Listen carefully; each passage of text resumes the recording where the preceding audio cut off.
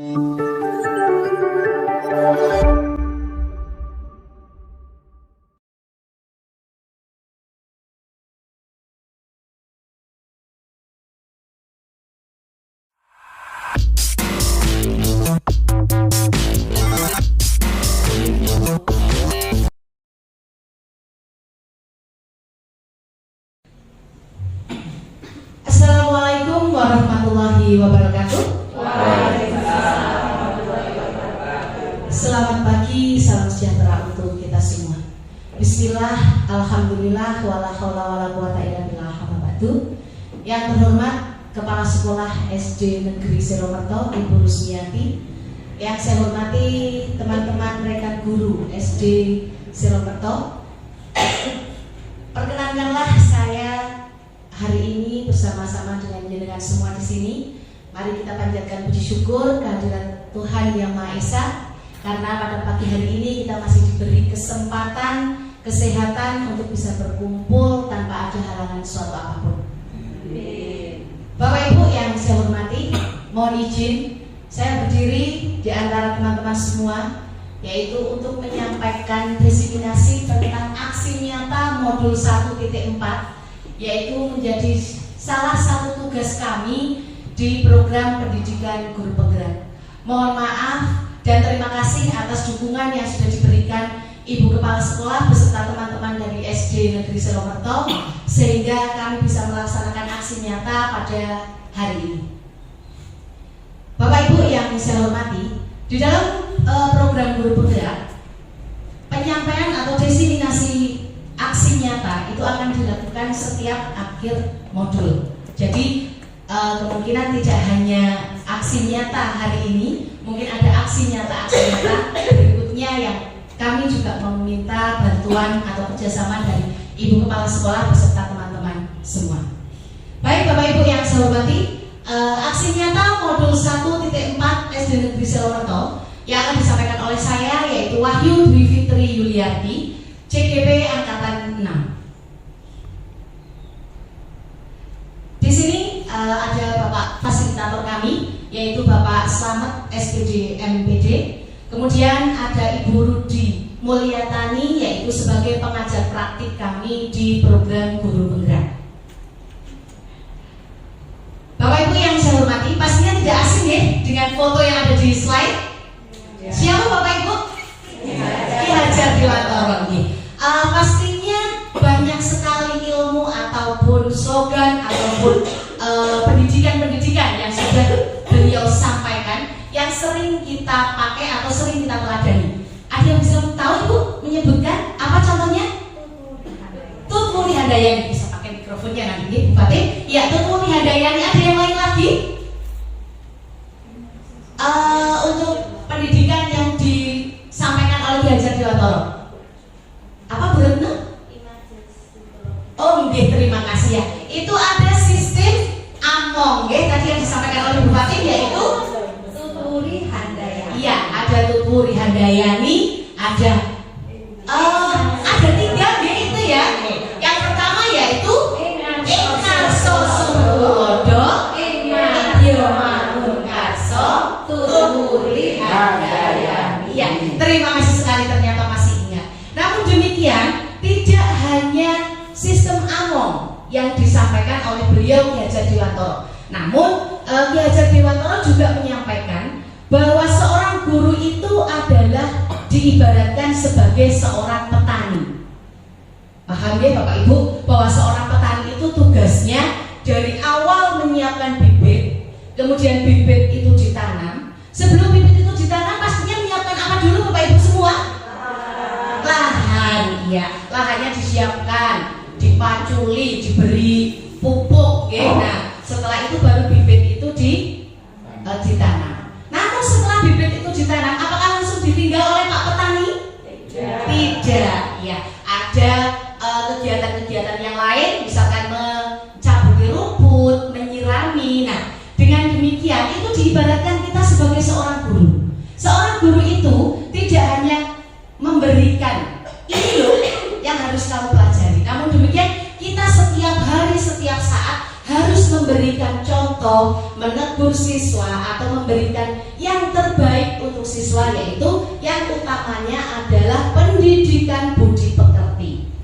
atau kita menumbuhkan karakter pada siswa kita. Demikian Bapak Ibu.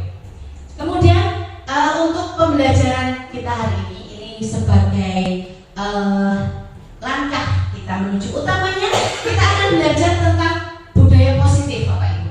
Namun demikian, sebelum kita melangkah ke budaya positif, kita akan mengetahui tentang filosofi Ki Hajar Dewantara. Kemudian kita akan tahu juga nilai dan peran guru penggerak. Namun bukan hanya urutan ya Bapak Ibu, ini kita semua sebagai seorang guru. Kemudian ada juga visi dan barulah kita sampai kepada budaya positif. Ki Hajar Dewantara itu menurut Ki Hajar Dewantara, pendidikan adalah menuntun. Nah, sebenarnya kita itu sebagai seorang guru harus menuntun, bukan menuntut. Namun demikian, terkadang saya bahkan mungkin teman-teman yang lain juga masih menuntut murid. Kamu harus begini, kamu harus begini. Itu menuntut, bukan menuntun. Menuntun itu apa nggih? Menuntun itu menggandeng, nggih. Betul sekali Bu kepala sekolah. Itu nggih, menuntun segala kodrat yang ada pada anak. Kodrat anak itu ada dua, yaitu kodrat alam dan kodrat zaman. Pinter sekali Bu Fatimah ya. Ada kodrat alam dan kodrat zaman. Apalagi kita di SD Negeri Selomerto yang muridnya berasal dari berbagai daerah. Pastinya kodrat alam anak berbeda. Ada yang dari Kaliputih, ada yang dari Gunung Tawang, dari daerah Selomerto sendiri. Itu alatnya sudah berbeda. Nah, untuk kodrat zamannya, kodrat zaman dahulu pada saat mungkin Bu Rusmiati bersekolah dulu dengan kita sudah berbeda dengan anak-anak kita. Kalau zaman dulu belum ada IT ya Bu Rusmi. Iya, tidak ada. Nah, kalau anak-anak sekarang sudah menggunakan IT, itulah kodrat zaman. Dan kita tidak bisa meninggalkan kodrat zaman. Kemudian di sini dari pernyataan Ki Hajar Dewantara, maka guru sebagai seorang penuntun harus memahami dan melaksanakan apa itu nilai dan peran seorang guru. Nah, Bapak Ibu, di sini telah kami sampaikan ada nilai guru. Nilai guru penggerak yaitu pertama berpihak pada murid. Bagaimana seorang guru itu harus mengutamakan murid. Kita itu harus menghamba kepada murid kita. Pastinya Bapak Ibu sudah paham semuanya. Kemudian inovatif. Kita itu harus inovatif, menciptakan sesuatu yang baru sehingga murid-murid itu ingin atau punya semangat atau punya besok itu mau seperti apa lagi ya Bu Guru ya, ada apa ya, rasa penasaran ya, mereka semangat untuk berangkat ke sekolah. Kemudian tadi bilang ini Pak Ibu, kita sebagai seorang guru itu selalu diutamakan atau selalu diharuskan untuk berkolaborasi, tidak untuk kompetisi, namun untuk berkolaborasi, untuk bekerja sama. Bagaimana kita bekerja sama untuk mencapai anak-anak kita itu menjadi anak yang berbagi dan berkarakter. Kemudian ada kreatif. Setelah pembelajaran seharusnya kita merevisi apa sih yang tadi telah jadi. Oh, seperti ini apa ya? Nah, kita kok jangan melakukan itu, kita bisa berkolaborasi di sekolah, kita berkolaborasi dengan teman-teman yang lain, kita memanfaatkan ada komunitas sekolah, bahkan wali mungkin seperti kelas kami itu beliau Pak Anto selalu menyampaikan ke Bu, anak diminta untuk terus Al-Quran. Nah, beliaunya juga sering ikut masuk dalam kelas kami dan membina untuk lagi sebelum belajar mulai.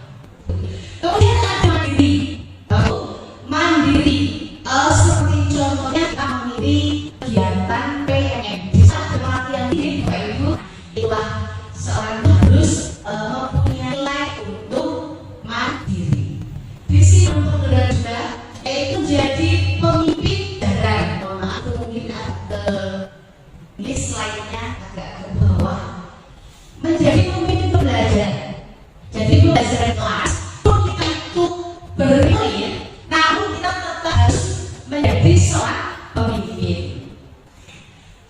kemudian menjadi coach bagi guru. Nah itu maaf, menjadi coach bagi guru berarti kita itu menggurui atau sok bagi guru berat, bukan. Namun demikian di dalam kolaborasi ketika barangkali jadinya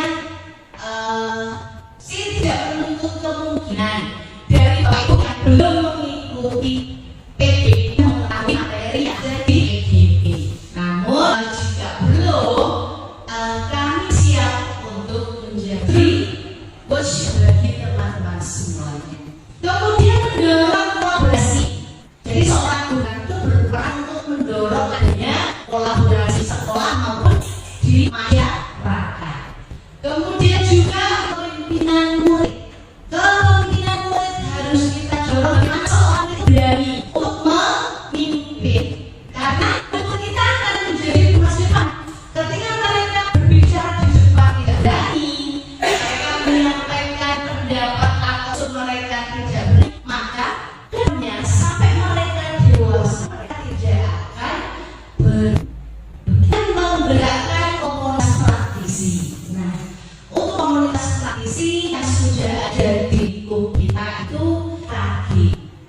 Teman-teman mengikuti ya semuanya, karena KG yang dilaksanakan setiap bulan itulah komunitas praktisi. Itu untuk nilai zaman dulu penggerak. Kemudian ada visi. Kalau sudah harapan murid masa yang akan datang, seorang guru perlu membuat atau merumuskan sebuah visi. Nah, di dalam program kurikulum kita diajarkan atau diajari atau ada sebuah modul yang menyampaikan bagaimana kita harus membuat visi. Visi dibuat dengan langkah baja. Baja itu ada syaratnya Bapak Ibu semua, yaitu yang pertama buat pertanyaan. Kita membuat pertanyaan sebanyak-banyaknya. Kita membuat pertanyaan dari siswa, dari teman-teman guru, dari komite atau bahkan dari wali murid. Pertanyaan-pertanyaan kita tahu, kemudian kita ambil pelajaran. Dengan pertanyaan yang sudah tersedia, apa pelajaran yang kita ambil? Kemudian baru kita gali mimpi. Nah, kita akan membuat seperti apa anak-anak kita, misalkan akan mewujudkan murid yang kreatif dengan mengadakan kesenian atau mengadakan gelar karya seperti itu. Kemudian menjabarkan rencana yang akan kita gunakan untuk mencapai visi tadi yang sudah bukan itu seperti apa. Barangkali mungkin isunya karena tadi dengan gelar karya barangkali setiap akhir semester atau tengah semester kita untuk menampilkan keseniannya. Nah, seperti itu. Kemudian atur eksekusi. Kapan kita akan melakukan gelar karya tersebut? Namun demikian, untuk melakukan atur eksekusi ini, itu kita tidak bisa melaksanakan sendiri. Namun pastinya harus ada kolaborasi dari berbagai pihak. Nah, sekarang pada utamanya yaitu budaya. Bapak Ibu yang hormati, siapa yang mengetahui apa itu budaya positif? Monggo. Oke, silakan Bruno. Ini saya ingin mencoba mengungkap pendapat saya. Kalau budaya positif itu semacam kita menciptakan suasana yang positif, kita itu nanti bisa bekerja atau belajar dengan maksimal. Oke, terima kasih, tepuk tangan buat Bruno. Barangkali ada yang mau menambahkan lagi untuk budaya positif ini, monggo Bupati.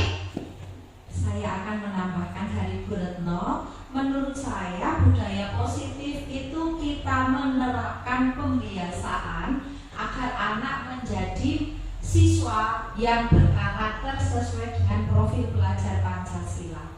Terima kasih sekali, bagus sekali ya teman-teman. Iya, budaya positif pastinya budaya itu kebiasaan ya, kebiasaan positif itu ya baik. Jadi budaya yang baik baik di sekolahan kita. Pembiasaan tadi sudah disampaikan oleh Bu Retno dan Bu Fatih. Bagaimana kita menciptakan budaya positif ada di sekolah kita. Nah, tujuan dari kegiatan ini adalah restitusi pada posisi manajer, minimal pemantau, agar dia menghasilkan murid yang bertanggung jawab, mandiri, serta merdeka. Pastinya Bapak Ibu bertanya, apa itu posisi manajer? Apa itu posisi pemantau? Nah, Bapak Ibu, mari kita merefleksi kita. Di sini ada beberapa pertanyaan. Nanti bisa Bapak Ibu menyampaikan pendapat dari Bapak Ibu semua nih. Yang pertama, apa pentingnya menciptakan suasana positif di lingkungan Anda? Apa sih sebenarnya? Siapa yang mau jawab? Silakan. Pakai mikrofonnya. Oke, monggo. Apa pentingnya menciptakan suasana positif di lingkungan Anda? Mencoba untuk berpendapat, pentingnya menciptakan suasana positif di lingkungan kita. Ketika kita sudah melakukan pembiasaan terkait hal yang positif, tentunya dalam kita bekerja itu akan tercipta suasananya saling membangun, saling mendukung, dan ketika kita sudah dapat saling membangun, saling mendukung, maka kita akan lebih bisa mewujudkan pembelajaran yang bermakna bagi siswa-siswa. Ya, terima kasih sekali Bu Rita. Barangkali teman-teman ada yang mau menambahkan apa pentingnya menciptakan suasana positif di lingkungan sekolahan kita ini utamanya? Cukup? Iya, terima kasih. Menciptakan suasana positif di lingkungan itu intinya kita membuat agar sekolah, tempat kita bekerja, kelas kita itu menjadi nyaman, agar kita bisa anak-anak senang berangkat ke sekolah, kita juga enak atau waktu mengadakan pembelajaran dengan anak-anak semua bisa berjalan dengan baik. Nah, selanjutnya untuk yang kedua, sebagai seorang pendidik, bagaimana Anda menciptakan suasana positif di lingkungan selama ini? Nah, monggo silakan. Siapa? Bu Ayu? Tidak ada pertanyaan, tidak dijawab salah kok Bu. Tidak, semuanya benar. Kalau Bu Cici atau siapa? Oke. Oh, monggo Bu Ayu. Menciptakan pembelajaran yang menyenangkan, betul. Terima kasih Bu Ayu. Ada yang mau menambahkan? Nggih. Saya menambahkan Ya. untuk pembelajaran mungkin ditambahi dengan permainan-permainan sehingga mereka itu tidak tegang. Oh iya, baik sekali. Tadi disampaikan Bu Rahayu menciptakan pembelajaran yang menyenangkan ditambah dengan Bu Retno yaitu menggunakan permainan-permainan. Nah, betul sekali. Dengan seperti itu pastinya anak akan lebih senang, tidak tegang dan lagi senang untuk berangkat sekolah seperti itu. Apakah hubungan antara menciptakan suasana positif dengan proses pembelajaran? Kira-kira ada hubungannya apa buat tadi Bapak Ibu? Ada ya? Karena dengan adanya suasana yang positif, pastinya pembelajaran juga akan menjadi lancar, bermakna, efektif seperti itu. Nah, kemudian sekarang ini bagaimana penerapan disiplin saat ini di sekolah? Apakah sudah berjalan efektif atau belum? Atau mungkin sudah namun belum sepenuhnya? Monggo, siapa yang mau menjawab? Sudah atau belum? Pastinya sudah. Penerapan disiplin di kelas-kelas kita harus buat kita. Ya. Namun sudah terefektif? Belum sepenuhnya. Kenapa? Bisa disampaikan Bu Fatih? Saya akan mencoba menjawab mengapa penerapan disiplin di sekolah belum efektif sepenuhnya. Karena kami kan kita habis masa pandemi. Jadi kita akan mengembalikan kebiasaan budaya disiplin itu secara bertahap. Dan insya Allah kami yakin suatu saat ketika suasana sudah kembali kondusif seperti semula, anak akan terbiasa melaksanakan budaya disiplin lagi. Terima kasih ya, karena kemarin memang anak itu sudah di rumah selama 2 tahun ya. Jadi mungkin pembiasaan yang tadinya sudah berjalan di sekolah agak sedikit lemah. Nah, Bapak Ibu yang saya hormati, pembiasaan positif itu bisa berjalan itu jika ada tindak lanjutnya. Itu Bapak Ibu. Jadi pembiasaan kita ya, dari pertama membaca asmaul husna, terus sholat doa, kemudian tadarus Al-Quran, kemudian ada literasi membaca sebelum pembelajaran, kemudian membuang sampah pada tempatnya, ada yang Jumat itu amal Jumat ya. Nah itu jika dalam yang itu yang digunakan untuk ketika anak-anak ada yang sakit seperti itu ya, anak-anak ada yang sakit kemudian tidak ada orang tua dari teman-teman anak-anak itu meninggal, bisa dengan waktu. Nah, itu sangat bagus menggali hal itu dari anak-anak kita sehingga mereka berani atau belajar untuk berbagi dengan teman yang lain. Nah, itu harus ada lanjutnya. Jadi tidak hanya ayo coba buang sampah, tempat sampah seperti itu. Namun setelah itu ketika ada anak-anak yang tidak membuang sampah di tempat sampah pun, kita sebagai seorang guru juga tidak melakukan apa-apa.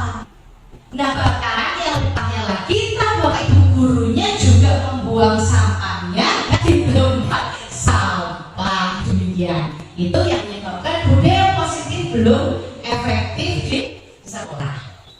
Nah, Bapak Ibu, di sini ada gambar rokok ini, tangan yang digenggam. Nah, Bapak Ibu silahkan berpasangan.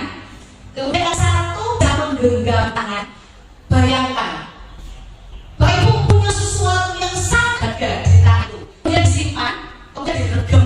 Nah, nanti teman yang satunya mencoba untuk membuka dengan diiringi, yuk dibuka 1.000. Nah, atau kalau nggak dibuka, kamu tak apakan. Nah, seperti itu dengan kasih atau memberi dikiti atau memberi hadiah atau merayu atau apapun. Monggo silakan Bapak Ibu buka bawah sampai buku.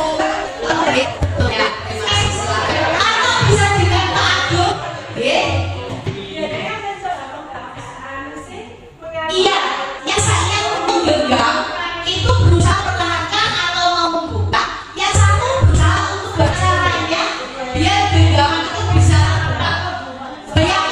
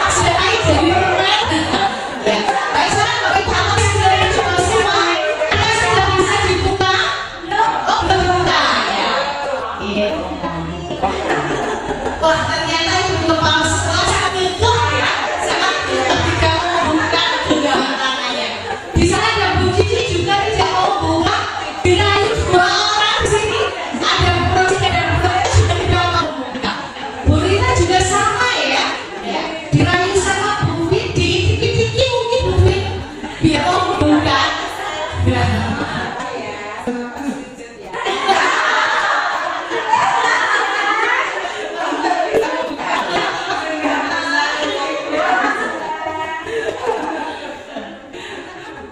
Tidak bisa buka, Ibu. Mungkin Pak Gentong itu yang membukanya. Iya. Sudah biasa. Oh,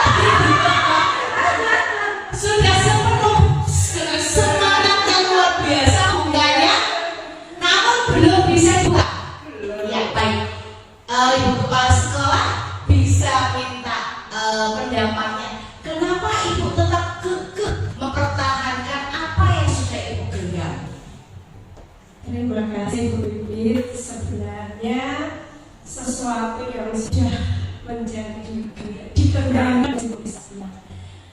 apa sesungguhnya sesuatu yang sudah kita cita-citakan. Tadi ada visi ya, sudah jadi visi kita ke depan itu ya benar-benar harus kita perjuangkan, kita wujudkan. Sebenarnya saya kalau tadi penerangan saya bisa berikan, kemudian saya bisa sharing juga gimana sih cara mewujudkan, karena ini tadi isinya kan gambaran saya ke depan. Betul sekali. Terima kasih. Bagus sekali jawaban dari Ibu kepala sekolah, karena ini adalah hidup saya, hidup Ibu. Jadi mesti mau diraih seperti apa butuh bina tadi tidak diberikan seperti itu, karena itu adalah saya ini loh, saya mau seperti ini. Nah, gitu. Jadi yang membuat tadi Ibu kepala sekolah dan teman-teman yang lainnya itu tidak membuka, atau mungkin bahkan dia terbuka dari sana tidak terbuka, tidak boleh. Ampun, nanti ini. Oke, Pak Agung, bukan juga nggih? Nggih, terima kasih. Nah, Bapak Ibu, yang membuat Bapak Ibu tetap kekeh mempertahankan genggaman tangan ini adalah sebuah kontrol pada diri kita. Kita mempunyai kontrol. Bagaimana sih visi kita harus terwujud? Masa visi mau misalkan mau dimasuki oleh orang-orang lain tidak bertanggung jawab seperti itu ya. Belum tentu orang yang membuka apa yang ada di genggaman tangan kita itu mau menjaga apa yang sudah kita pertahankan ini, kan seperti itu. Jadi jojo kalau nggak dijaga lebih baik saya pertahankan saja. Nah, jadi setiap orang itu punya kontrol. Siswa pun juga mempunyai kontrol pada diri mereka masing-masing. Dan kontrol itu tadi meskipun dipaksa, diiming-imingi uang tadi itu juga tidak diberikan. Jadi kontrol itu tidak bisa dipaksakan. Nah, anak juga sama. Anak kita tidak bisa dipaksa Bapak Ibu untuk bisa menjadi seperti apa yang kita inginkan, yang kita mau, seperti itu. Jadi mereka punya kontrol sendiri-sendiri seperti juga kita. Gitu Bapak Ibu.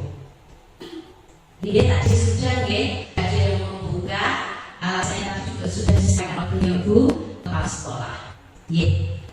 Berdasarkan dari teori kontrol dari tugas tadi, menyiapkan lingkungan yang positif untuk para murid. Lingkungan positif terbentuk dari adanya disiplin positif. Jadi lingkungan itu akan menjadi positif ketika ada disiplin positif.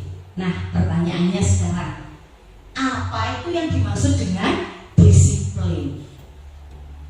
Siapa yang ingin mencoba menjawab? Disiplin itu apa? Monggo, silakan. Dari bapak-bapaknya mungkin. Ini Pak. Oke, silakan. Mas Yusuf.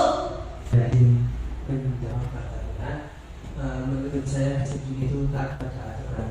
Taat pada aturan, terima kasih, tepuk tangan sekali ya. Ada yang lain? Ini nama kan? Ya, monggo Bu Cici. Kami tambahkan kata disiplin itu mempunyai arti perasaan untuk taat pada Ya, terima kasih ya. Ada disiplin itu pada dasarnya adalah taat kepada aturan. Begitu ya disampaikan oleh Bapak Ibu. Sependapat Bapak Ibu semua? Sependapat ya, bahwa disiplin itu taat kepada aturan. Namun demikian Bapak Ibu, itu menurut kami adalah yang belum benar. Bahwa disiplin itu orang biasanya menyamakan disiplin itu dengan sebuah aturan. Nah, di sini ada sebuah contoh, Bapak Ibu. Apakah dengan kegiatan ini nanti bisa menunjukkan kedisiplinan? Nanti mungkin bisa menjawab ya, dengan mikrofon bisa bergiliran. Guru jangan kontrol murid agar disiplin. Setujukah atau tidak setuju? Guru mengontrol murid agar disiplin. Setuju atau tidak setuju? Setuju. Baik. Penguatan efektif dan bermanfaat untuk mendisiplinkan. Setuju? Setuju. Kritik dan membuat merasa bersalah dapat membuat murid disiplin. Tidak setuju. Orang dewasa berhak memaksa atau mengatur perilaku murid agar disiplin. Tidak setuju. Bapak Ibu tadi menyampaikan bahwa di situ ada yang setuju juga nih, dan yang tidak setuju. Namun demikian, contoh di sini ini akan dapat mengontrol murid. Guru dapat mengontrol murid agar disiplin. Guru tidak dapat mengontrol murid, Bapak Ibu. Kenapa? Karena murid mempunyai kontrol pada diri mereka masing-masing. Penguatan, kritik, dan dewasa memaksa itu pun tidak bisa mendisiplinkan murid. Bapak Ibu. Nah, terus asik yang bisa mendisiplinkan murid itu pastinya timbul seperti itu, ya Bapak Ibu? Iya. Oke, baik. Lanjutnya, kita itu biasa ketika ada disiplin hukuman mengintili atau mengikuti, mohon maaf ya, disiplin itu pasti hukuman itu akan ikut. Oh iya ya, biasa Panto ya, terima kasih Panto. Jadi ketika ada yang melanggar aturan, di situ hukum akan ditegakkan. Pun kados polisi kok nggih agar boten niki ya. Niki. Nah, kita di sekolah tidak Bapak Ibu bahwa adanya disiplin dikaitkan dengan adanya hukuman itu bukanlah hal yang tepat. Seperti itu di sini dituliskan bahwa kebanyakan orang akan menghubungkan kata disiplin dengan kata tertib, teratur dan kepatuhan pada peraturan. Seperti tadi disampaikan oleh teman-teman semua. Kata disiplin juga sering dihubungkan dengan hukuman. Padahal itu sungguh berbeda. Karena belajar tentang disiplin positif tidak harus dengan memberikan hukuman. Justru itu adalah salah satu alternatif terakhir dan kalau perlu tidak digunakan sama sekali dalam budaya kita di sekolah. Maka kata disiplin dimaknai menjadi sesuatu yang dilakukan seseorang pada orang lain untuk mendapatkan aturan. Kita cenderung menghubungkan kata disiplin dengan ketidaknyamanan.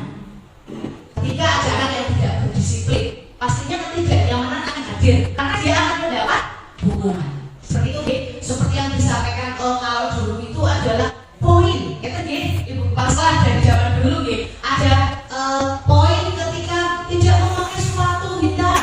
Poin berapa? Seperti itu. Ingat Bapak Ibu, ketika kita sekolah zaman dulu. Nah, untuk sekarang itu tidak diperkenankan kembali Bapak Ibu. Karena cara itu justru tidak akan mendisiplinkan anak. Karena mungkin banyak hal yang akan terjadi itu diterapkan. Begitu. Ini Bapak Ibu, ini berhubungan dengan kita banget ini Bapak Ibu. Bila di sekolah kita tidak ada presensi online, apakah kita akan tetap masih berangkat dan tepat waktu? Mengapa saat ini dengan adanya presensi online, kita jalan terlambat dan pulang tepat waktu? Apa yang dasarnya tindakan kita? Apa itu? Itu dalam karena mematuhi aturan. karena mematuhi aturan. Kembali aturan tadi ya. Ada yang lain? Kesadaran, sadar dengan hati baik sekali.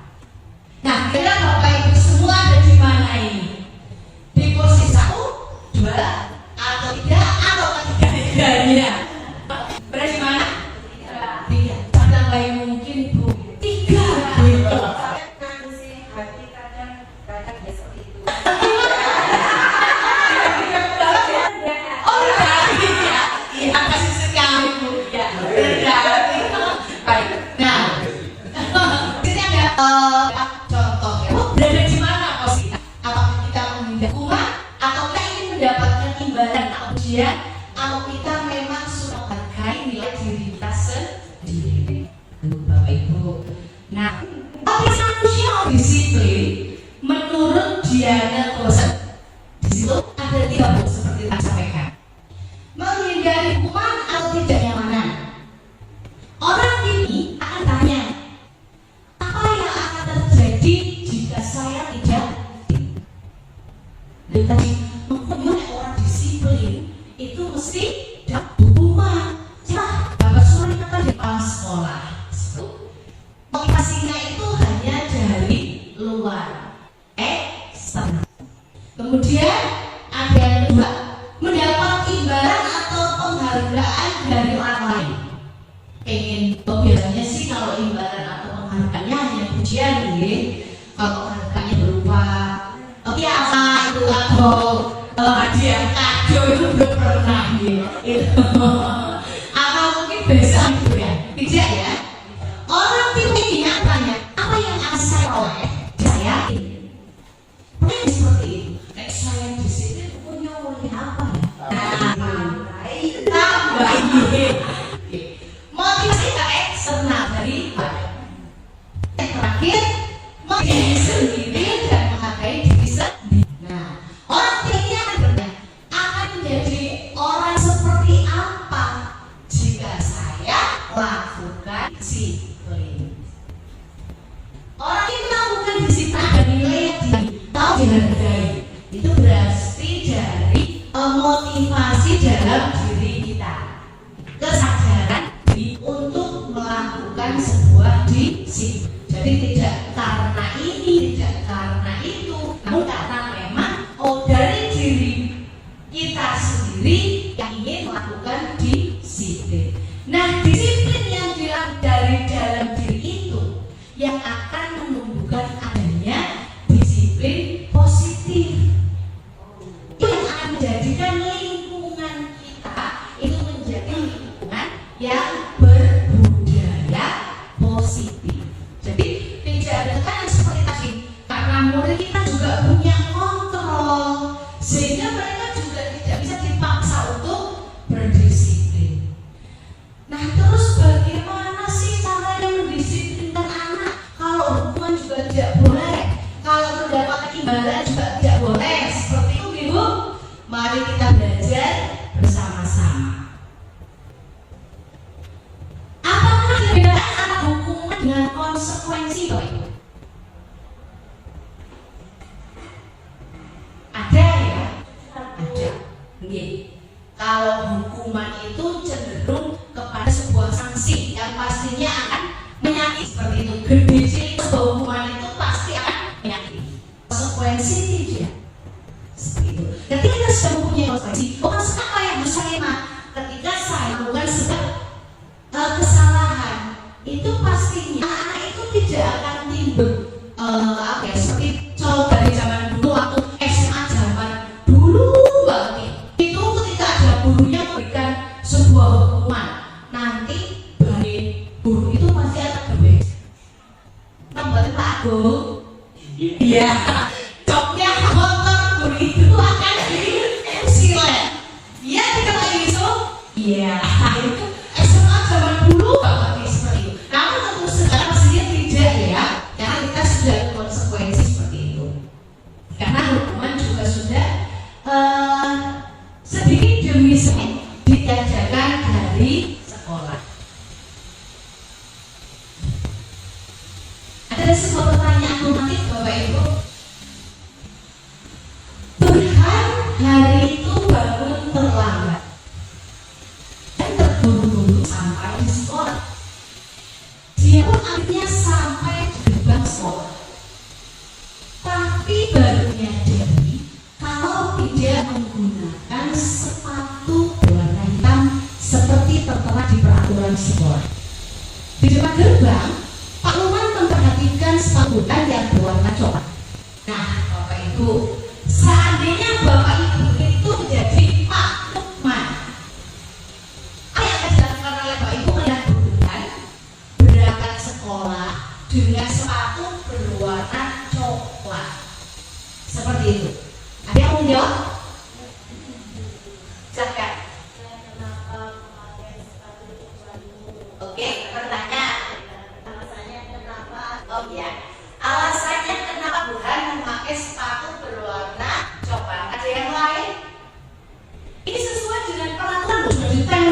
gerbang sekolah besar banget, bahwa itu setiap anak-anak harus menggunakan sepatu berwarna hitam. Nah, misalkan seperti itu. Kira-kira bertanya kenapa tidak memakai sepatu berwarna hitam? Atau ada yang lain? Silakan Bapak Ibu.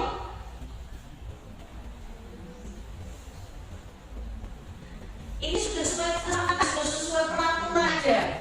Harus menggunakan sepatu hitam. Misalkan sudah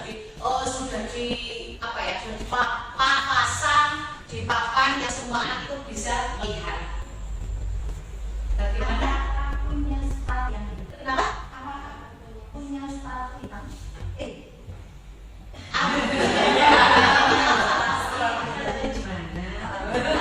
Hitamnya juga betul ya.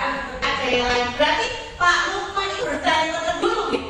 Kalau ada ibu-ibu di Pak Lukman pasti akan bertanya seperti itu. Ya, bisa tepuk tangan buat Bapak Ibu semua. Akan bertanya terlebih dahulu, tidak langsung menjustis ya Bu. Kamu tidak memakai hitam, kamu harus lari putar lapangan 10 kali gitu. Tidak ya Bu? Tidak ya Pak? Tidak ya, terima kasih. Nah, betul sekali. Berarti sebenarnya Bapak Ibu juga sudah menerapkan adanya disiplin positif Bapak Ibu. Sudah sedikit demi sedikit berjalan menuju ke bagaimana sih kita menjalankan gaya positif. Ketika si Burhan ini tidak memakai sepatu berwarna hitam dan Bapak Ibu menanyakan, kenapa sih Burhan kamu kok tidak memakai sepatu berwarna hitam? Seperti itu ya. Kemudian apa yang dilakukan oleh ketika si Burhan itu menjawab, oh maaf Bu, aku tadi itu bangunnya siangan, jadi aku terburu-buru sehingga aku pakainya sepatu coklat. Nah, apa yang dilakukan Bapak Ibu semua dengan jawaban Burhan tadi? Memberikan solusi ya untuk melakukan sudah terlambat ya yang memberikan solusi itu dari Burhannya kita guru atau Burhannya?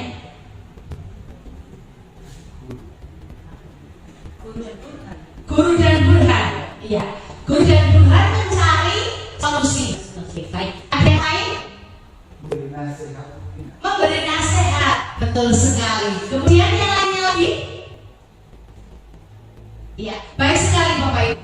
Dengan tadi ada kasus Burhan tidak memakai sepatu hitam. Kemudian guru itu menanya, kenapa kok kamu kok nggak pakai sepatu hitam deh? Nah, kemudian saya nggak pakai sepatu hitam karena ini Bu. Kemudian guru dan siswa mencari sebuah solusi. Itulah yang disebut dengan restitusi. Bagaimana seorang guru menciptakan disiplin di sekolah. Tepuk tangan untuk kita semua. Ternyata itu juga sudah menerapkan itu loh sebenarnya. Begitu ya. Namun belum tertuliskan di buku kepala sekolah, belum terprogramkan atau belum ada bukti fisiknya gitu.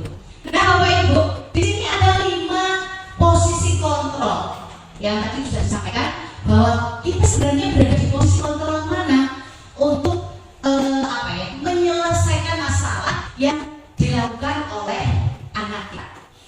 Di sini 5 posisi kontrol. Yang pertama sebagai apa Bapak Ibu? Hukum. Yang kedua? Yang ketiga? Yang keempat? Yang kelima? Manajer.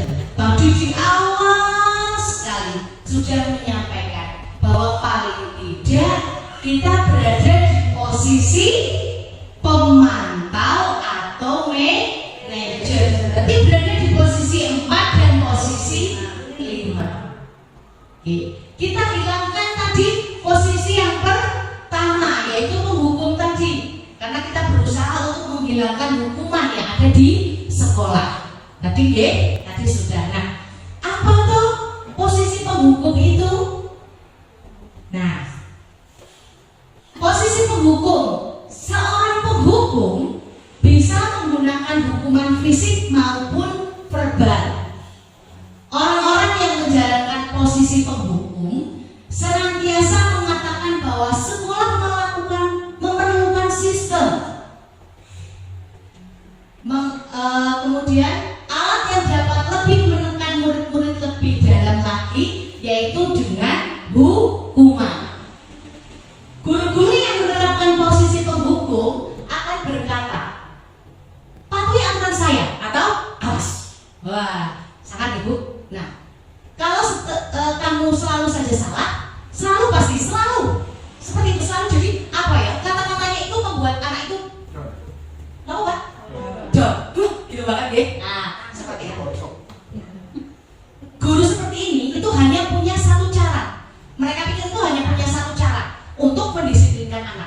Nah seperti itu caranya, yaitu dengan menghukum. Pokoknya nek kamu tidak ini, kamu akan seperti itu. Nah dengan nada yang seperti itu kira-kira guru itu berbicaranya sambil seperti apa Bapak Ibu? Marah, serem, melotot gitu ya, sambil begini-begini ya. Nah itu ya. Nah Yusuf, kalau kamu tidak memakai sepatu berwarna hitam, nah itu kita berada di posisi penghukum Bapak Ibu. Pernahkah kita berada di situ? Pernah sekali, saya juga Bapak Ibu. Pernah sekali. Iya.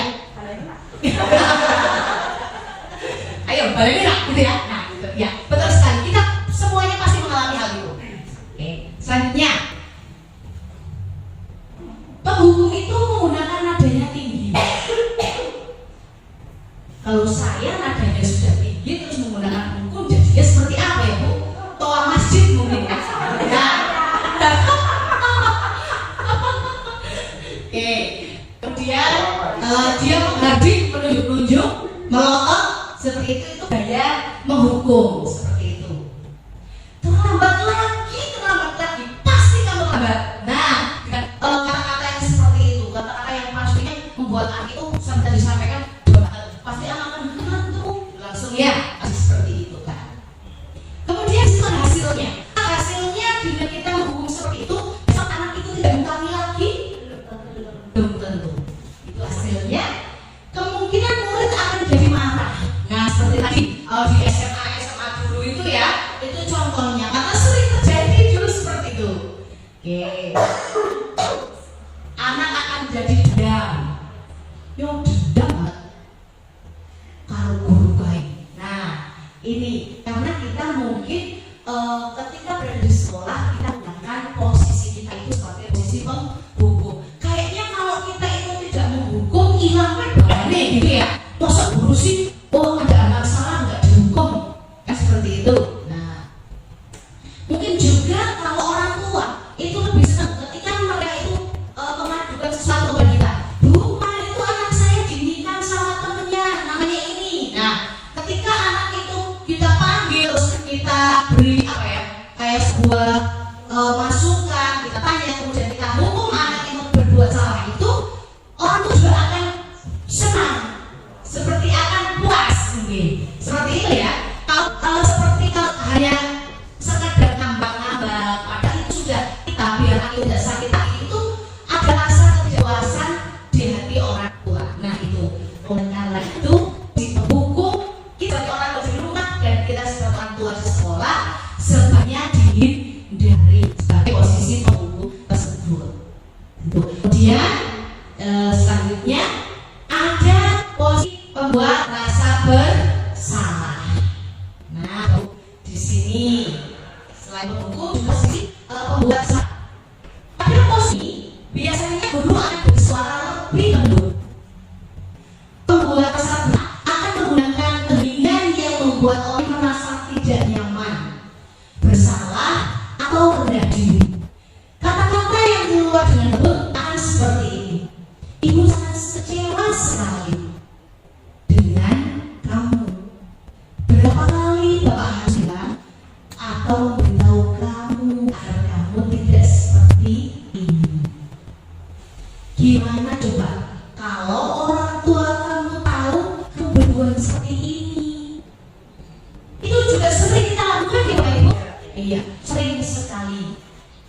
Coba ketika ada anak yang sedang membuat kesalahan, pasti kita panggil, jauh. Begini salah kan kamu sekarang berbuat seperti ini lagi. Apa kamu tidak kasihan dengan guru? Seperti itu ya. Nah, anak itu akan menjadi peran sekali. Ya Allah, oh ya, kok sudah berbuat seperti ini? Nah, seperti itu. Hal ini bisa disiplinkan sih Bapak Ibu?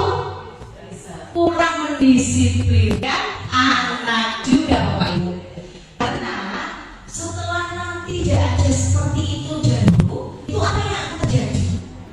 Nah, ini Bapak Ibu.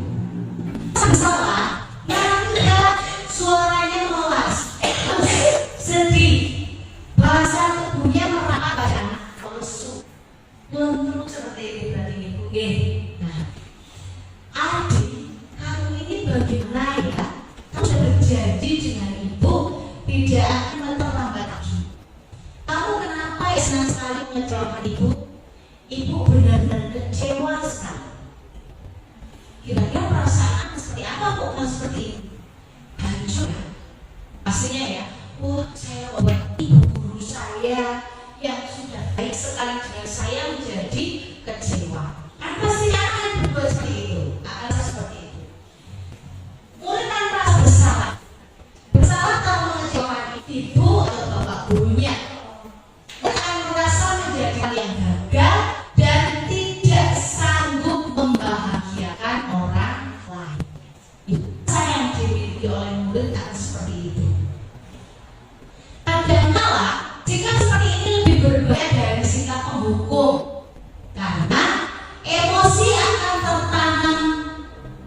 dalam diri murid, menahan perasaan.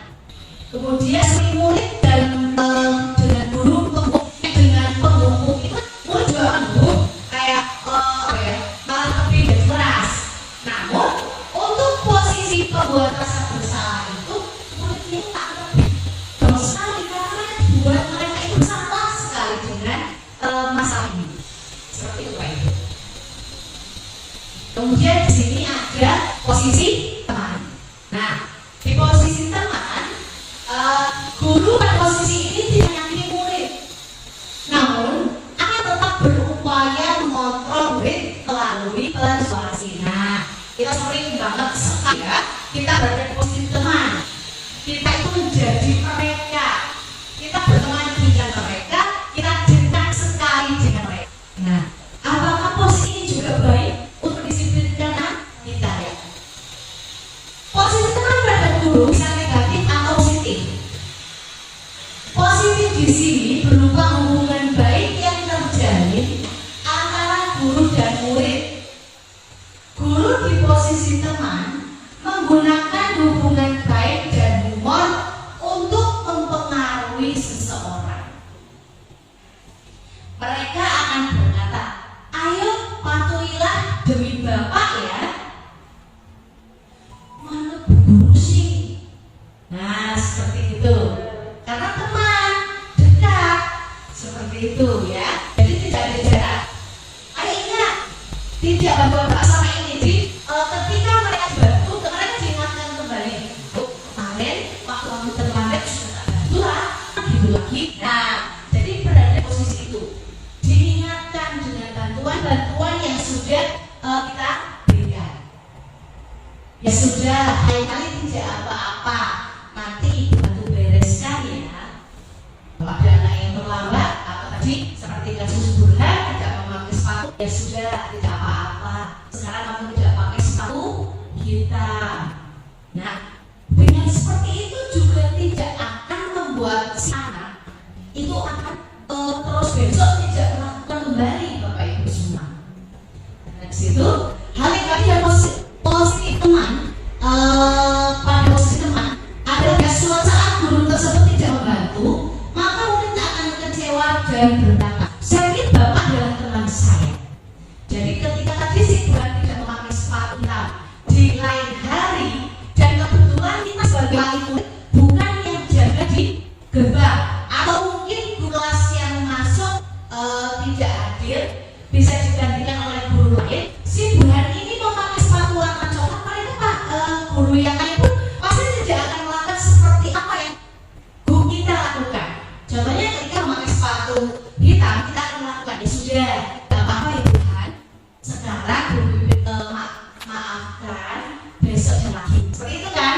Nah, ketika nanti suatu saat saya tidak berangkat ke sekolah dan si Burhan juga memakai sepatu berwarna coklat, dan kebetulan ada Pak Agus, Pak Anang yang masuk ke kelas, apakah kemudian Pak juga akan melakukan hal seperti itu? Tidak. Bisa juga Pak Agus dan Pak Anang akan memberikan pada posisi menghukum atau berada di posisi membuat rasa bersalah. Seperti itu. Jadi ketika anak, nah pada saat berada di posisi itu dan saya tidak bisa membantu, kita sebagai guru mereka tidak bisa membantu, saya pasti akan berkata, saya pikir Bapak adalah teman saya, ternyata bukan. Nah seperti itu. Jadi itu juga tidak akan membuat itu menjadi disiplin, karena disiplinnya itu tidak dari hati, tidak termotivasi dari diri sendiri. Murid merasa dikecewakan dan tidak mau berusaha lagi. Hal lain yang mungkin timbul adalah murid hanya akan bertindak untuk guru tertentu. Ketika guru misalkan murid itu hanya atau mereka berada di posisi teman dengan Pak Agung. Jadi ketika guru lain memberi nasihat atau apapun, murid itu tidak akan mendengarkan, karena yang dia anggap teman atau yang bisa menasihatinya adalah hanya Agung atau salah satu guru saja, tidak bisa kepada guru yang lain. Ya. Kemudian murid akan tergantung kepada guru tersebut. Pasti kalau itu, jadi apa-apa pasti bawa dasi teguh itu. Bukan, ketika padahal kita itu berada di sekolah itu kan tidak akan selamanya seperti pasti adanya mutasi. Terus bagaimana ketika kita sudah kita berada di posisi teman terhadap murid kita terus meninggalkan mereka pasti akan kecewa dan mereka tidak bisa menerapkan pada diri mereka sendiri. Itu kita berada di teman. Untuk hasilnya ini tadi sudah kita sampaikan. Murid akan senang dan akrab dengan guru. Ini termasuk dampak positif. Hanya saja di sisi negatif, murid menjadi tergantung pada guru. Bila ada masalah, dia merasa bisa mengandalkan guru tersebut untuk membantunya. Akibat lain dari posisi teman, tidak hanya akan berbuat sesuatu bila menyuruh adalah guru tersebut, dan belum tentu berlaku yang sama dengan orang lain. Guru lain maksudnya. Jadi ketika guru itu tidak bisa membantu, dia juga tidak akan bisa beralih ke guru yang lain. Jadi malah sangat tergantungan gitu. Jadi tidak baik juga. Selanjutnya kita berada di posisi pemantau. Ketika kita belum bisa berada di posisi manajer, setidaknya kita berada di posisi pemantau. Gitu ya Bapak Ibu. Apa itu posisi pemantau? Memantau berarti mengawasi. Pada saat kita mengawasi, kita bertanggung jawab atas perilaku orang-orang yang kita awasi. Posisi pemantau berdasarkan pada peraturan-peraturan dan konsekuensi. Dengan menggunakan sanksi dan konsekuensi, kita dapat memisahkan hubungan pribadi kita dengan murid. Sebagai seorang yang menjalankan posisi pemantau, pertanyaan yang diajukan seseorang pemantau ada seperti ini. Peraturannya apa? Seperti itu. Jadi anak diingatkan dengan peraturan yang ada di sekolah. Ketika tadi anak tidak memakai sepatu hitam, ditanyakan peraturannya apa? Sepatu hitam, bukan hitam, pas itu ya. Apa yang telah kamu lakukan? Saya tidak memakai sepatu berwarna hitam. Nah, sanksi apa, konsekuensi apa? Nah, dengan bukan sebuah hukuman, anak akan kembali akan oh iya, saya sudah punya konsekuensi ini, sehingga ketika saya tidak melakukan ini, saya harus seperti ini. Itu sih sadar diri dari diri anak. Bukan kita yang meminta. Kalau tidak mau sepatu hitam, maka kamu harus melepas sepatumu dan diambil. Kita sudah pulang sekolah, tidak seperti itu. Itu kan dari kita. Konsekuensi dari anak sendiri. Seperti itu, Bapak Ibu. Oke.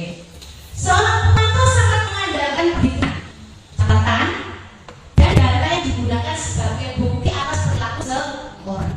Posisi ini akan menggunakan stiker slip catatan, data cek, seperti itu ya. Jadi anak-anak tidak mematuhi, nanti ada daftarnya.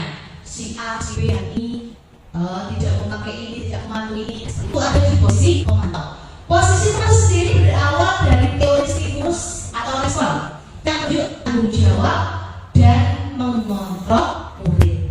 Itu berada di posisi pemantau. Selanjutnya, ini ada contohnya. Pemantau itu biasanya adanya data atau punya formal. Di situ ada contoh Bapak. Adi, apakah kamu jam berapa kamu mulai? Tahu Pak, kamu terlambat 15 menit. Apakah kamu jadi konsekuensi yang harus dengan terlambat? Adi menjawab, paham Pak, saya harus tinggal kelas pada jam istirahat nanti dan mengerjakan tugas ketertinggalan saya. Ya, nah, nanti pas jam istirahat kamu tinggal di kelas untuk menyelesaikan tugas yang tertinggal tadi. Saya tunggu. Bagaimana saat murid diperlakukan seperti ini? Merasa bersalah, tanggung jawab. Ya, pastinya ada sedikit ketidaknyamanan. Pasti ada tidak nyaman. Karena apa? Guru itu masih apa? Nanyakan lalu seperti ini. Nah,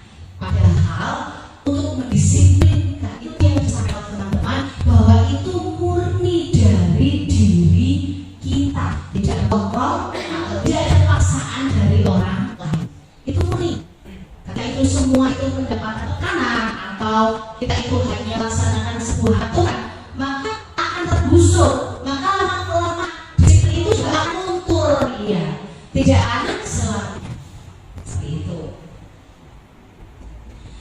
Ini apa yang akan terjadi jika kita berada di posisi pemantau. Murid mengambil konsekuensi jajaran karena melanggar satu melanggar sekolah. Guru tidak menunjukkan sesuatu emosi yang berlebihan, guru tidak emosi. Murid tetap dibuat tidak nyaman, itu harus tinggal di kelas.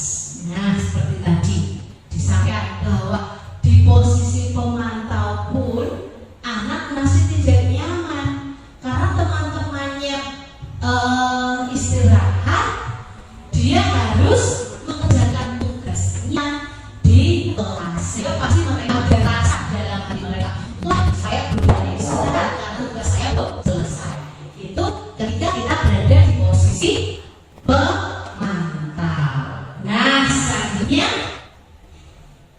posisi manajer, Bapak Ibu. Posisi manajer itu adalah posisi yang sangat atau yang diharuskan kita untuk menjadi seorang pendidik. Posisi manajer itu posisi terakhir, posisi yang harus kita lakukan, posisi di mana guru berbuat sesuatu bersama dengan murid, mempersilahkan murid mempertanggungjawabkan perilakunya, mendukung murid agar dapat menemui solusi atas permasalahannya sendiri. Seorang manajer telah memiliki keterampilan di posisi teman maupun pemantau, dan dengan demikian bisa jadi di waktu-waktu tertentu kembali kepada kedua posisi tersebut bila diperlukan. Jadi ketika kita sudah berada di posisi manajer, ketika ada sesuatu yang perlu dilakukan, kita bisa kembali ke posisi teman atau pemantau. Tapi tetap posisi hukum dan membuat kesalahan harus kita hilangkan. Gitu ya? Nah, kita menginginkan untuk kita menjadi seorang manusia yang merdeka, mandiri dan bertanggung jawab, maka kita perlu mengacu pada institusi yang dapat menjadi seorang manajer bagi dirinya. Jadi itu apa, Bu? Pemimpinnya, pemimpin untuk dirinya.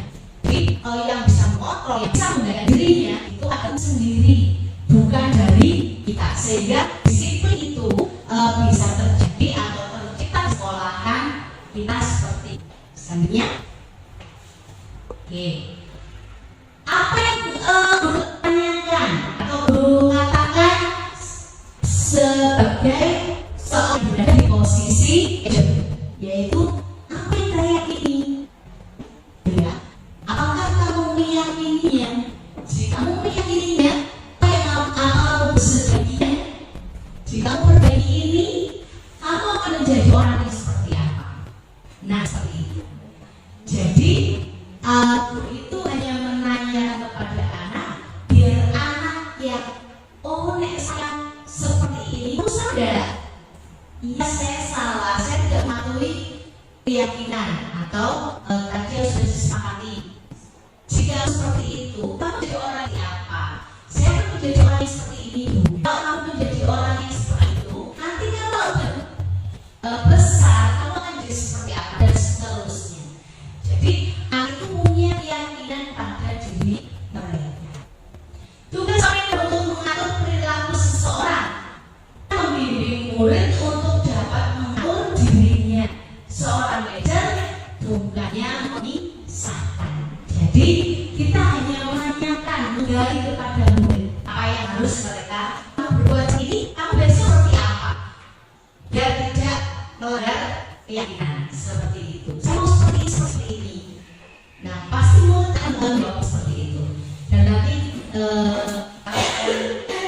contoh video sehingga kita bisa membantu adik serah kembali, ya. Bapak Ibu, sini ada yang positif. Nanti sudah dari berbagai macam sisi kontrol dan bagaimana cara kita membisikkan anak kembali lagi kita budaya positif yang akan kita terapkan di sekolah kita. Budaya positif akan menimbulkan rasa nyaman pada murid dalam proses pembelajaran di sekolah. Budaya positif juga dapat mendorong murid untuk berpikir proses menjadi pribadi yang berbeda, mandiri dan bertanggung jawab. Nah ini Bapak Ibu, sangat besar sekali manfaat dari budaya positif sehingga bisa menjadi pribadi yang mandiri serta bertanggung jawab. Itu oleh karena itu kita sebagai seorang guru sudah sepatutnya, sudah seharusnya untuk melakukan perubahan bagaimana adanya budaya positif di sekolah kita. Bapak Ibu, sebelum kita berada atau mencipta sebuah positif, sebelum kita berada di posisi kontrol 1 sampai dengan 5 tadi, membuat sebuah keinginan kelas terlebih dahulu. Apa itu keinginan? Iya, kesepakatan. Betul sekali. Kesepakatan. Kelas kita itu seperti apa? Seperti itu, bukan peraturan Bapak Ibu, bukan peraturan ataupun aturan kelas, namun keyakinan kelas.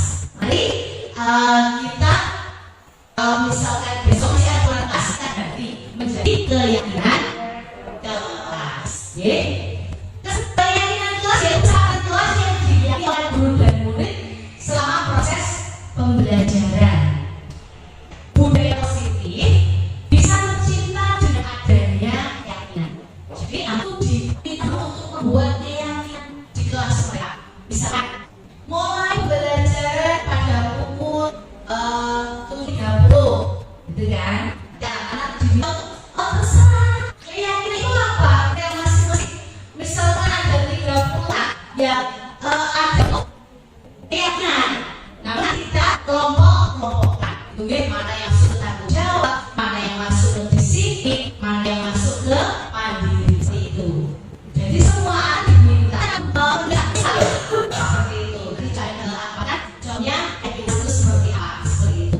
Jadi anak-anak buat pastinya akan berbeda-beda. Ada anak-anak tidak boleh membawa HP. Kemudian ada juga ada juga tidak boleh menakali atau nakali sama teman, harus mengerjakan PR waktu, kemudian istirahat atau masuk kelas sesuai dengan jam pelajaran. Nah seperti itu Bapak Ibu semua. Itu pasti nanti anak-anak akan menuliskannya atau membuat keyakinan kelasnya itu berbeda-beda. Sehingga nanti kita adalah memeta-metakan mana yang masuk ke tanggung jawab, mana yang masuk ke mandiri anak, seperti itu ya Bapak Ibu. Oke, ini Bapak Ibu ada contoh foto dari kami membuat keyakinan kelas Bapak Ibu. Itu membuat itu ada contoh-contohnya nih Bapak Ibu. Agak gelap nih. Silap. Oke, itu ada contohnya. Kemudian di sini juga Bapak Ibu. Di sini contoh dari keyakinan kelas yang ditulis oleh anak-anak. Jadi anak-anak kami untuk menuliskan, kemudian menempelkan di papan yang sudah kami sediakan. Dan di sini banyak sekali murid kami itu 31. Itu ada 31 yang mereka tuliskan dan tidak ada yang sama sekali. Mereka berpikir sendiri-sendiri, saya seperti ini, saya seperti itu. Nah, ini contohnya Pak Ibu. Untuk videonya bisa diterapkan video cara pengambilan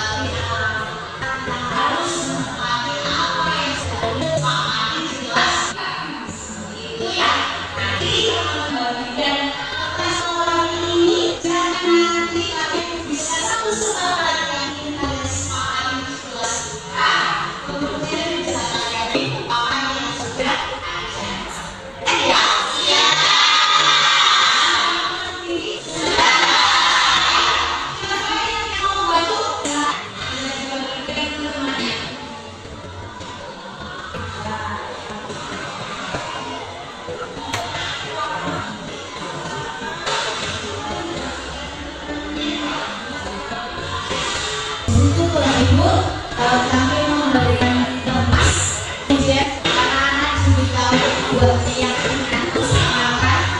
Nanti terus kemudian ketika sudah anak-anak tuh nih, ini sudah jadi untuk ditempelkan.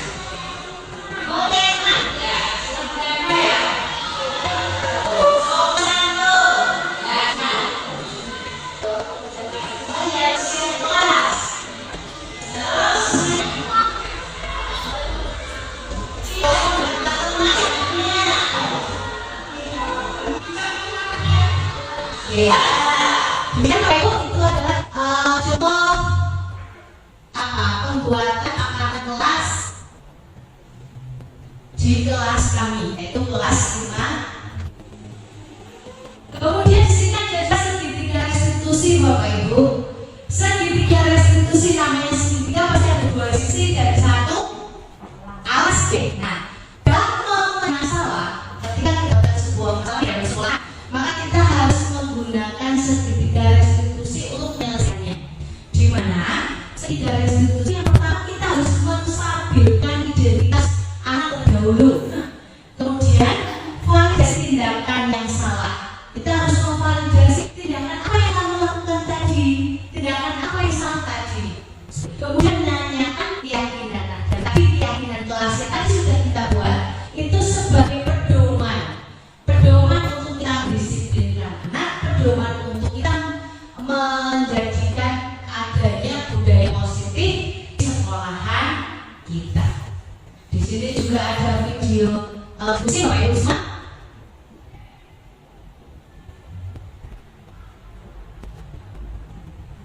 Oke, sebentar ditampilkan.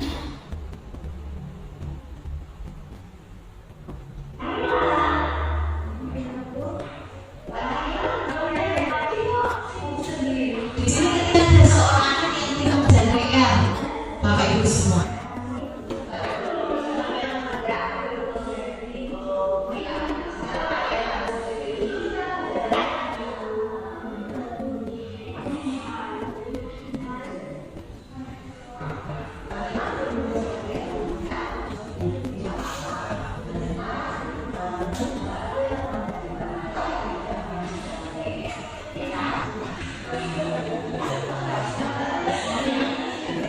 Gimana Bu?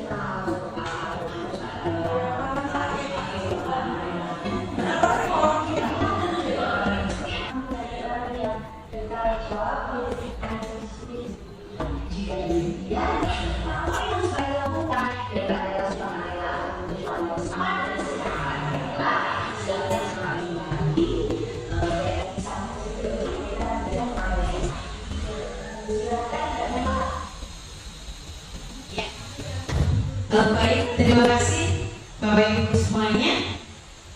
Di sini contoh institusi di mana seorang guru itu pertama yaitu menstabilitas anak dulu. Ketika melakukan sebuah kesalahan kita tidak tercapai, pasti rasa takut itu sudah sangat pada diri. Jika kita lebih dulu, jangan suka langsung kita marah-marah kita kiri sebenarnya lagi dan mati ya. Kita sadar dulu identitas mereka, kemudian kita tanyakan atau memvalidasi masalahnya. Kok bisa jadi seperti itu? Belum jalan PR. Setelah kita ingat dari bagian nanti yang sudah hati pasti ibu setelah berkeyakinan maka mau menjadi orang yang seperti itu untuk akan berbuat nah seperti itu. Mari Bapak Ibu semuanya sebagai garda pastinya ya untuk kita, mari kita bersama-sama belajar. Kita posisi 1, 2, 3 ya apa sih Ibu?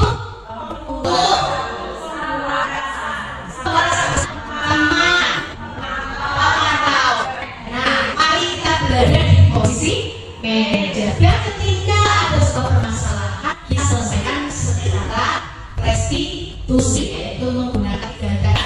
Ada 3 restitusi. Yang pertama yaitu stabilitas identitas dan memvalidasi kesalahan, kemudian kembali tentang keyakinan. Seperti itu Bapak Ibu yang saya hormati.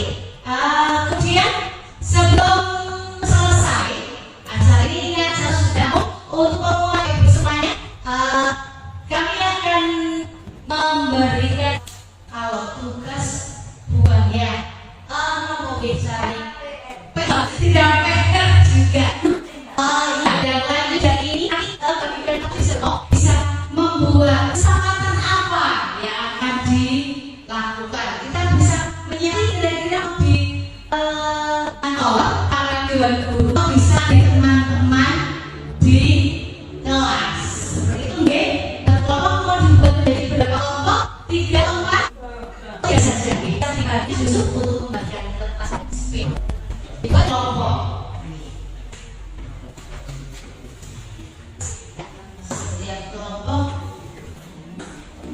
ya, makasih.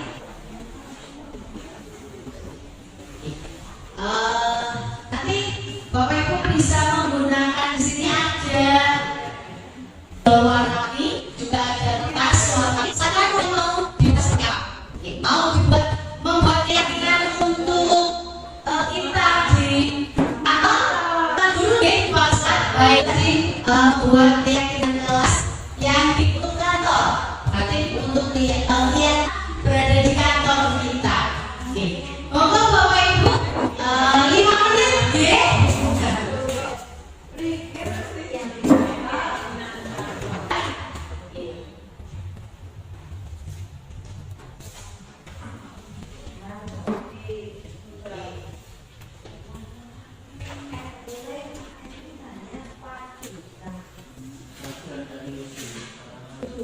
Silakan Bapak Ibu bisa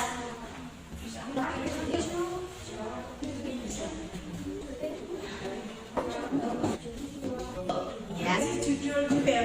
Silakan Bu Cici. Silakan ya. Keyakinan, keyakinan. Ya silakan.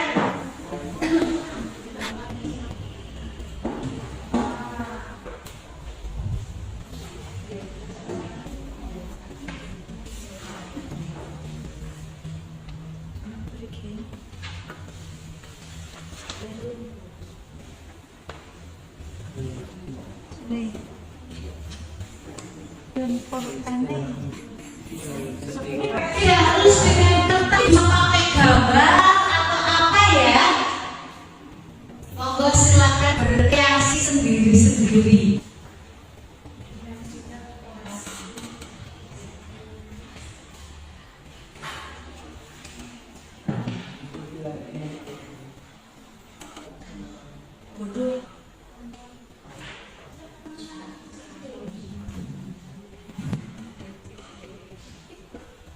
Tidak harus menggunakan kertas, jadi bisa nanti digambar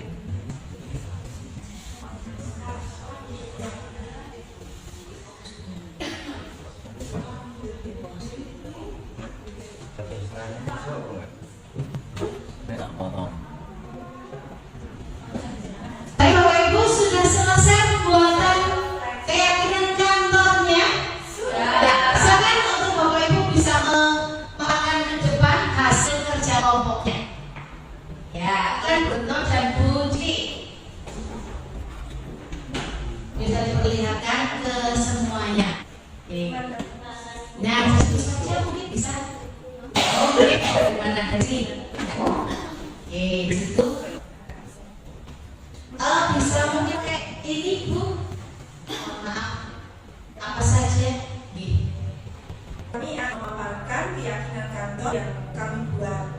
Yang pertama, senyum sapa salam. tidak usah. Yang kedua, disiplin waktu. Yang ketiga, menjaga kebersihan.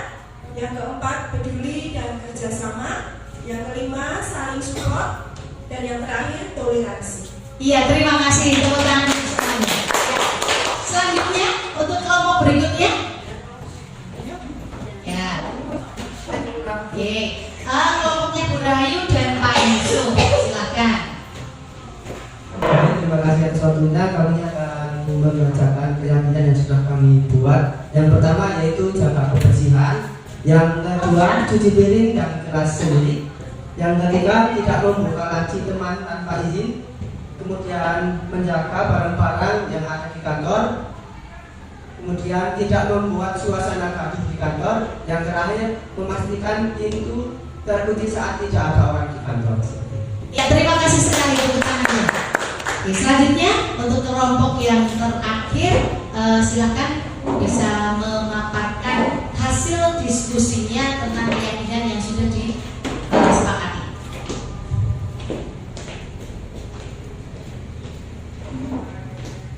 Dari kelompok kami, keyakinan kantor yang kami buat, yang pertama mengambil minum pada tempat minum yang telah disediakan, mencuci alat minum dan makan sendiri, menjaga kerapian dan kebersihan kantor, dalam hal ini meja kerja dan ATK tertata rapi, kemudian saling menghormati dan menghargai, yang terakhir 5S. Demikian, terima kasih. Terima kasih juga. Ya.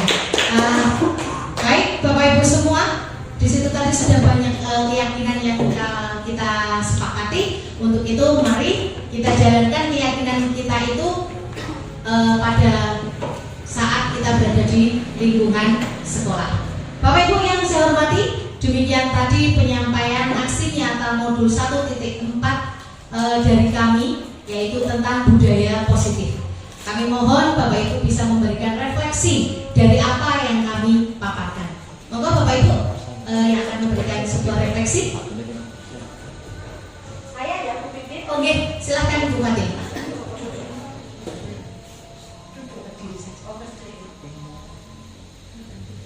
Terima kasih untuk refleksi saya atas kegiatan aksi nyata oleh Ibu Dwi Wahyu ini di modul 1.4.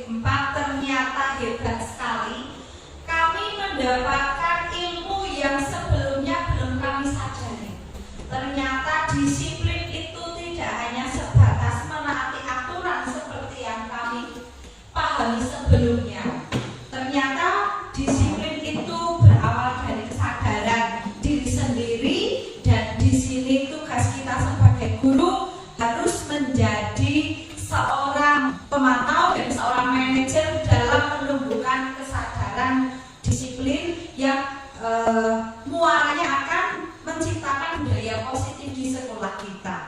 Tentunya ketika budaya positif itu sudah terbentuk, sudah tercipta di sekolah, suasana belajar yang aman, nyaman, dan efektif bisa kita dapatkan. Sangat luar biasa pemaparannya yang sangat jelas, rinci, sehingga kami terbuka. Mindset kami menjadi berbentuk. Ternyata disiplin itu tidak hanya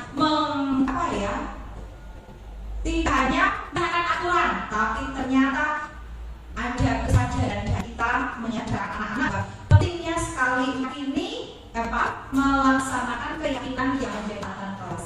Namun demikian, masukkan saja nih Bu Wahyu Dwi, tapi PowerPoint-nya saya ada beberapa slide yang menampilkan rinci. Nah, apa baiknya OPPK Anda buat ini dibuat hanya keyword saja atau kata kunci saja, sehingga dengan membaca sekilas kami bisa tahu inti dari slide-nya itu tanpa kami harus baca banyak. Terima kasih. Namun demikian, sekali lagi terima kasih atas ilmu yang hebat sekali. Tekan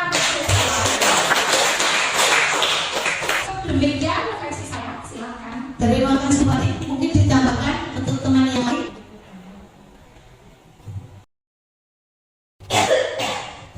Terima kasih. Dari saya mencoba menyampaikan refleksi melalui pemaparan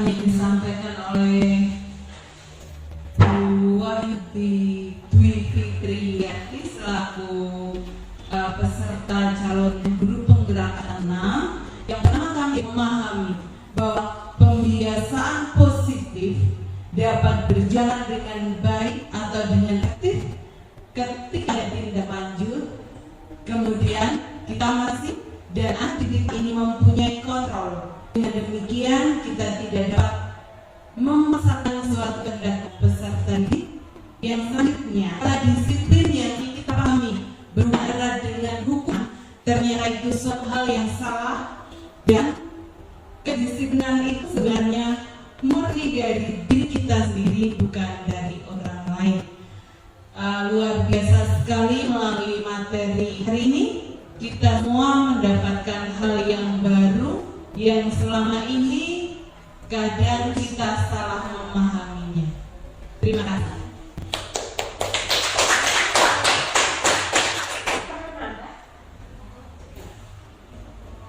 Ya, terima kasih sekali dari Ibu Rika, mungkin dari Ibu Kepala Sekolah untuk yang terakhir, bagaimana untuk aksi nyata kami sekolah SD Kota ini. Terima kasih atas waktunya ya. Luar biasa. Kita kasih pas dulu.